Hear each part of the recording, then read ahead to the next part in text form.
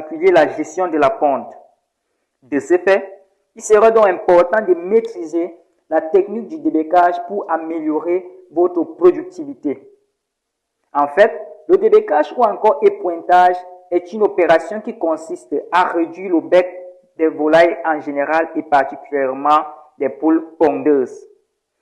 Ceci pour prévenir le piquage, pour prévenir le cannibalisme, pour réduire le nombre d'œufs cassés et pour limiter le gaspillage de l'aliment, pour ne citer que cela.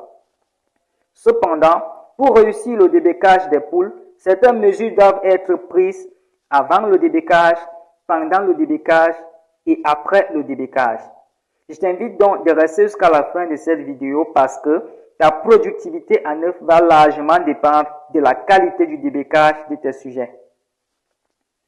Avant le débécage de tes animaux, il faudrait retenir que le débécage doit se faire pendant la phase de démarrage, de préférence à partir du 10e jour d'élevage et au plus tard à 6 semaines avant l'entrée en ponte, ceci pour optimiser ta production en œuf.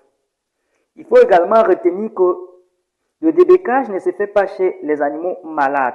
Si vos animaux sont malades, vous allez devoir attendre qu'ils se rétablissent. Et une fois que vos sujets sont en bonne et due forme, vous devez leur administrer de la vitamine K dans l'eau de boisson, ceci pour empêcher l'hémorragie pendant le processus de débécage. Par ailleurs, vous devez calibrer le débéceur en fonction de la taille du bec des animaux. Et vous devez également vérifier la température du débéceur. Toutefois, les températures comprises entre 6500 et 700 degrés Celsius donnent habituellement les meilleurs résultats. Une fois que toutes les conditions sont réunies, le débécage peut donc être effectué. Pour cela, vous devez prendre le poussin en main tout en appuyant votre pouce sur sa tête. Ensuite, placez son bec dans la lame du débéceur, puis coupez les 1/3 de la longueur entre les narines et le bout du bec.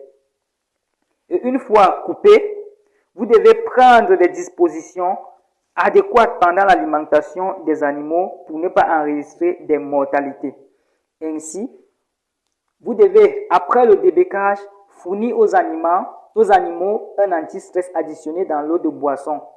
Ensuite, vous devez augmenter l'épaisseur de l'aliment dans les mangeoires. Ceci pour éviter tout contact direct entre le bout du bec coupé et le fond de la mangeoire. Cependant, au vu de ce qui précède, je t'invite donc de respecter ces étapes pour réussir le débécage de tes animaux. Car un débécage